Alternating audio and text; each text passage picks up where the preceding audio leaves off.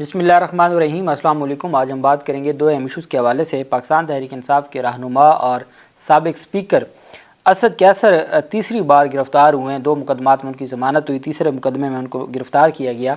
वो मुकदमा बड़ा मज़े का खेज़ है। पहले एक FIR हुई और गमले टूटने की, एक स्कूल है उसके गमले टूटने का मुकदमा है।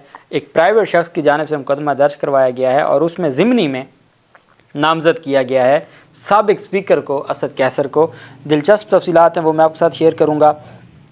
साथ हम बात करेंगे परवेज़ इलाही के ख़िलाफ़ नैब रेफरेंस दायर किया गया है, उसके ऊपर भी हम बात करेंगे।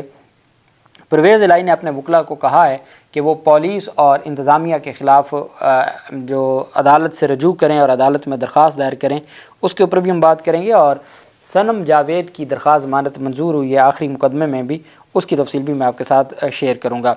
सबसे पहले हम बात कर लेते हैं परवेज़ इलाही और मोनस इलाही के ख़िलाफ़ ठेकों में खुर्द बुर्द का जो रेफरेंस नैब रेफरेंस दायर हुआ है, उसमें 1 अरब 23 करोड़ रुपये से ज़्यादा का रेफरेंस एहतसाब अदालत में दायर किया गया है। जैसे हम सुनते थे शहबाज शरीफ के ख़िलाफ़ और नवाज़ शरीफ के ख़िलाफ़ के हज़ारों सफ़ात पर मुश्तमिल रेफरेंस दायर हुआ है, इतनी उसकी जिल्दें हैं और गाड़ियों पे लाया गया है और गाड़ियाँ भर के लाया गया है, उसी तरह का ये रेफरेंस है परवेज़ इलाही वग़ैरह के ख़िलाफ़। अब चूँकि पहले तो हमें लगता था, चूँकि हमारा पहला एक एक्सपीरियंस था जब शरीफ ख़ानदान और PDM और इनके ख़िलाफ़ कार्रवाई हो रही थी, कि शायद ऐसे ही होता होगा जब हज़ारों सफ़ात पर मुश्तमिल रेफरेंस आ जाए तो फिर तो बंदा सुप्रीम कोर्ट तक उसकी जान नहीं छूटेगी और सज़ा उसकी हमेशा कायम रहेगी। लेकिन जब हमने देखा नवाज़ शरीफ के केस में कि वो तो हज़ारों सफ़ात का रिकॉर्ड किसी ने देखा ही नहीं है, हत्ता कि जजमेंट नहीं देखी जज मोहम्मद बशीर की, वो मोहम्मद बशीर साहब जिसकी जजमेंट मरीम नवाज़ के ख़िलाफ़ जो थी वो भी कलअदम हो गई, सफदर अवान के ख़िलाफ़ भी कलअदम हो गई, नवाज़ शरीफ के ख़िलाफ़ भी दोनों मुकदमात में कलअदम हो गई, तो फिर बताया जाए कि वो जज बशीर साहब आज भी नैब अदालत के जज हैं, कोई उनके ख़िलाफ़ कार्रवाई नहीं है और इमरान खान के ख़िलाफ़ मुकदमात भी वही सुन रहे हैं।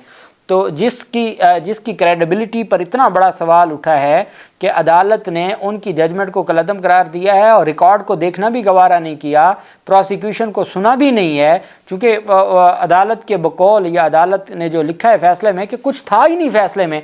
तो जब इतने इलीगल फ़ैसले दिए गए, बग़ैर सबूतों के फ़ैसले जिस जज ने दिए, वो जज आज भी तनख्वाहें ले रहा है, वो जज आज भी प्रोटोकॉल हासिल कर रहा है, वो जज आज भी साबिक वज़ीर आज़म के केसेस सुन रहा है। अगर उसने पहले साबिक वज़ीर आज़म के ख़िलाफ़ फ़ैसले गलत दिए थे तो अब उसको साबिक वज़ीर आज़म के केसेस का जो ज़िम्मेदारी है वो क्यों दी गई है? और क्या और कोई जज नहीं है? और उनके जब ये फ़ैसले आ गए हैं तो वो तो इंतहाई मुतनाज़े हो गए हैं। जब इस्लामाबाद हाई कोर्ट के डिवीज़न बेंच ने फ़ैसले वो कलअदम करार दिए हैं, तो मैं समझता हूँ कि ये कानूनी और अखलाकी तौर पर उनको नैब के केसेस से अलग हो जाना चाहिए, जब उनकी ऐसी जजमेंट्स को उड़ा के रख दिया गया है और अदालत ने डिस्कस करना भी ज़रूरी नहीं समझा। तो अब हमें समझ आई है कि परवेज़ इलाही के ख़िलाफ़ ये केस जब अगले ख़त्म करना चाहेंगे तो वो उसमें बहस की भी ज़रूरत नहीं होगी। तो ये सारी बातें हैं जो नैब सुनाता है, पहले बेवकूफ़ बना लेता था आवाम को, अब आवाम को समझ आ गई है तो वो बेवकूफ़ नहीं बनती। नैब रेफरेंस में साबिक वज़ीर आला परवेज़ इलाही और उसमें भी 3 वादा माफ़ गवाह हैं। शहबाज शरीफ के ख़िलाफ़ 5 वादा माफ़ गवाह थे और वो सारे भी ख़त्म हो गए। रेफरेंस में मौक़िफ़ अपनाया गया कि परवेज़ इलाही और मोनस इलाही समेत दीगर मुलज़मान कौमी ख़जाने को नुकसान पहुँचाने में मुलव्वस पाए गए। परवेज़ इलाही ने अपने ओहदे का नाजायज़ इस्तेमाल करते हुए किक बैक और रिश्वत वसूल की। नैब रेफरेंस में कहा गया कि मोनस इलाही के सेक्रेटरी सुहेल अवान और 2 साबिक सरकारी मुलाजमीन परवेज़ इलाही और दीगर के ख़िलाफ़ वादा माफ़ गवाह बन गए हैं। परवेज़ इलाही और मोनस इलाही ने गुजरात के लिए गैर कानूनी तौर पर 116 तरक्याती स्कीमें मंजूर कराईं। रेफरेंस के मुताबिक परवेज़ इलाही और मोनस इलाही ने मनपसंद ठेकेदारों को कॉन्ट्रैक्ट दिलवा कर रिश्वत हासिल की। परवेज़ इलाही समेत दीगर मुलज़मान ने मिलकर रिश्वत और किक बैक की मद में 1 अरब 23 करोड़ रुपये से ज़्यादा का मालियाती फ़ायदा लिया। नैब रेफरेंस में कहा गया कि परवेज़ इलाही ने सबसे ज़्यादा 74 करोड़ 45 लाख रुपये से ज़्यादा रकम रिश्वत और किक बैक्स में की मद में वसूल की।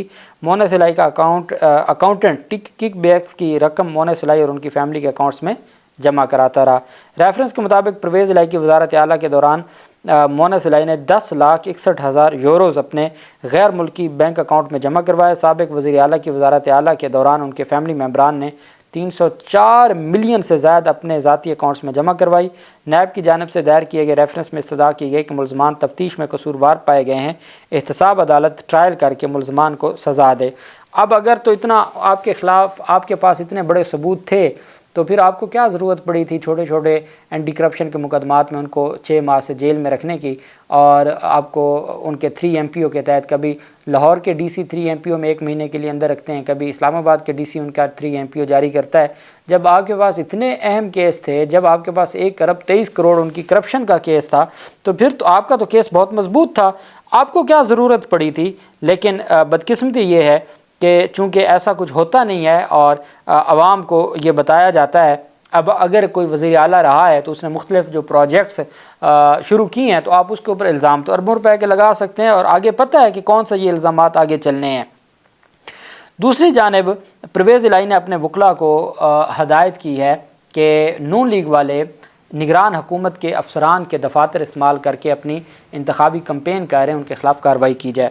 سابق وزیر اعلیٰ پنجاب اور PTI کے سینئر رہنما پرویز الہی کے وکیل نے کہا کہ اڈیالہ جیل میں پرویز الہی کے ساتھ جیل رولز کے منافی سختیاں کی جا رہی ہیں۔ PTI رہنما کے وکیل سردار عبدالرازق خان نے پرویز الہی سے اڈیالہ جیل میں ملاقات اور اس دوران قانونی امور اور مقدمات کی پیش رفت پر تبادلہ خیال کیا۔ سردار عبدالرازق نے مزید کہا کہ عدالت کے بار بار احکامات کے باوجود پرویز الہی کو گھر کا کھانا نہیں دیا جا رہا۔ ان کا کہنا تھا جیل میں پرویز الہی کے ساتھ جیل رولز کے منافی سختیاں کی جا رہی ہیں، جیل انتظامیہ عدالتی احکامات کی مسلسل خلاف ورزی کر رہی ہے۔ سابق وزیر اعلیٰ کے وکیل نے یہ بھی کہا کہ پرویز الہی نے پولیس انتظامی افسران کے دفاتر کو نون لیگ کے لیے استعمال کرنے پر تشویش کا اظہار کیا ہے۔ انہوں نے کہا کہ پرویز الہی نے پولیس اور انتظامی افسران کے خلاف توہین عدالت اور عدالت سے رجوع کرنے کی ہدایت کی ہے کہ پرویز الہی کی جانب سے مختلف ہائی کورٹس میں پٹیشنز فائل کی جائیں نگران پنجاب حکومت کے خلاف، اور جو نون لیگ دفتروں کو استعمال کر رہی ہے نگران حکومت کے، اس کے خلاف کارروائی کروائی جائے۔ دوسری جانب پاکستان تحریک انصاف کے سابق اسپیکر اور رہنما اسد کیسر، وہ دوسرے مقدمے میں رہا ہوئے۔ 9 مئی سے متعلق یہ مقدمہ تھا، سینٹرل جیل مردان میں وہ تھے، اور عدالت نے کل سماعت کی تھی اور کل فیصلہ محفوظ کیا تھا، اور آج 2 دسمبر کو وہ فیصلہ سنایا ہے۔ مردان کی ڈسٹرکٹ اینڈ سیشن عدالت کے جج محمد زیب خان نے فیصلہ سناتے ہوئے اسد کیسر کی ضمانت منظور کی اور اسد کیسر کو ضمانت پر رہا کرنے کا حکم دیا۔ اس کے بعد اسد کیسر کو تیسرے مقدمے میں گرفتار کر لیا گیا، رہا ہوتے ہی تیسرے مقدمے میں گرفتار کر لیا گیا۔ 9 مئی کو مردان میں ایک میڈیکل سٹور میں توڑ پھوڑ ہوئی، اور اس میں نام شامل کر کے، ضمنی میں نام شامل کر کے ان کے خلاف کارروائی ہوئی۔ یہ بیسیکلی سٹور میں نہیں ہوئی، کپس کالج، جو کپس ادارہ ہے اس کا کالج ہے، پرائیویٹ کالج ہے مردان میں، اس کی جانب سے یہ مقدمہ درج ہوا۔ حلفاً بیان کیا، 164 کا بیان ہے جس میں نامزد کیا اسد کیسر کو، بیان کیا کہ بروز مورخہ 9/5/2023، یہ 9 مئی کا واقعہ ہے۔ 9 مئی کو بوقت وقوع PTI کے شرپسند جلوس جن کی قیادت عاطف خان سابقہ صوبائی وزیر، عبدالسلام صاحب کا MPA، افتخار مشوانی صاحب کا MPA، ملک شوکت MPA، طفیل انجم MPA، فلاں MPA، پورا MPO کی لسٹ ہے۔ اس شرپسند جلوس نے میرے ملکیتی کالج کپس کالج کے قیمتی گملوں، اشیاء اور کالج کو بھی کافی نقصان پہنچایا، گملے ٹوٹنے کا کالج کے۔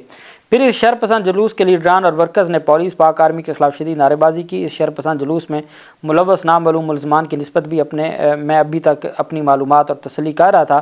اب مجھے پورا یقین اور تسلی ہے کہ بروز وقوع اس شرپسند PTI جلوس نے میرے کالج میں توڑ پھوڑ کی، وہ اسد کیسر ولد سردار بہادر ثوابی کے جو رہنے والے ہیں، سابق اسپیکر ہیں قومی اسمبلی کے، اکسانے اور ایما پر کی اور میرے ملکیتی کپس کالج PRC مردان کو لاکھوں روپے کا نقصان پہنچایا۔ میں اپنے کالج کو لاکھوں روپے کا مالی نقصان پہنچانے کا مقدمہ ان کے خلاف درج کرواتا ہوں، اور ان سب کو میں نامزد کرتا ہوں۔ اور جو یہ 24 نومبر 2023 کو یہ نامزد کیا گیا ہے ایک ضمنی بیان میں، اور وقوع کب کا ہے؟ 9 مئی کا ہے۔ اس میں اب تیسرے مقدمے میں گرفتار کیا گیا ہے۔ اب اندازہ لگا لیں کہ گملے ٹوٹنے اور کالج کی کوئی اشیاء ٹوٹنے کو، کوئی شیشہ ٹوٹا ہوگا، اس بنیاد میں سابق اسپیکر قومی اسمبلی کو ایما پر اور تقریباً 6 ماہ کے بعد ایک ضمنی میں نامزد کر کے، FIR میں نام نہیں ہے، ضمنی میں نامزد کر کے ان کو جو ہے وہ گرفتار کیا گیا ہے۔ اور قاضی فیض عیسیٰ صاحب فرماتے ہیں مجھے ادراک ہے اپنی ذمہ داریوں کا، میں اپنے حلف کے مطابق اپنی ذمہ داریاں نبھا رہا ہوں، اور آپ کیسے اس طرح کی گستاخی کر سکتے ہیں۔ زمان پارک آپریشن کے دوران جو عمران خان کو گرفتار کرنے کے حوالے سے اور مختلف جو واقعات جب آپ کو یاد ہوگا کہ پاکستان تحریک انصاف کے جو چیئرمین عمران خان کے وارنٹ گرفتاری وہاں پر دینے آئے تھے اور تقریباً 36 گھنٹے آپریشن جاری رہا تھا اور پھر واپس چلی گئی تھی پولیس.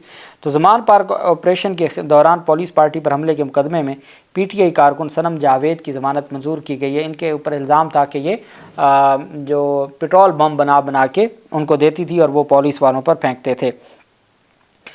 سرکاری وکیل نے جو ارشد جاوید جج انسداد دہشت گردی عدالت وہاں ضمانت کی سماعت ہوئی. سرکاری وکیل نے عدالت کے روبرو کہا کہ 30 سے زیادہ لوگ اس واقعے میں زخمی ہوئے. صنم جاوید کو ضمنی بیان کی روشنی میں مقدمے میں نامزد کیا گیا.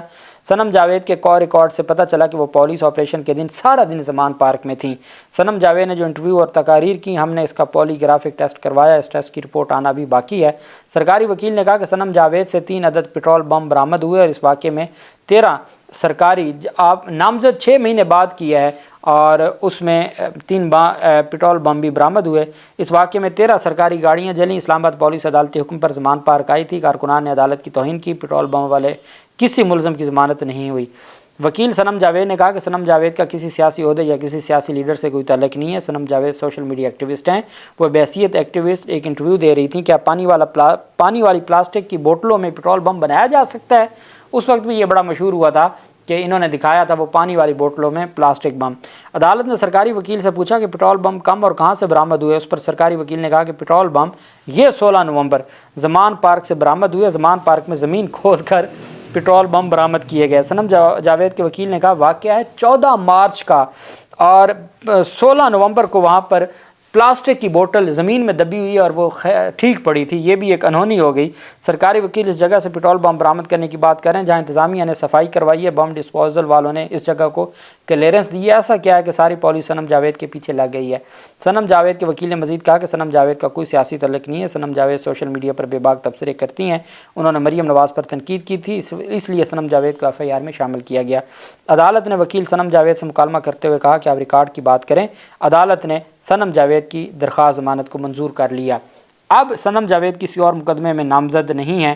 توہین عدالت لگی ہوئی ہے 4 دسمبر کو لاہور ہائی کورٹ میں. اب دیکھنا یہ ہے کہ عدالت کو ریلیف دیتی ہے نہیں دیتی یا کسی اور مقدمے میں گرفتاری ہوتی ہے. جو بھی تفصیلات ہوں گی آپ کے ساتھ شیئر کرتے رہیں گے. اللہ پاک پاکستان کامیاب ناصر ہو. بہت شکریہ. اللہ حافظ. پاکستان زندہ باد.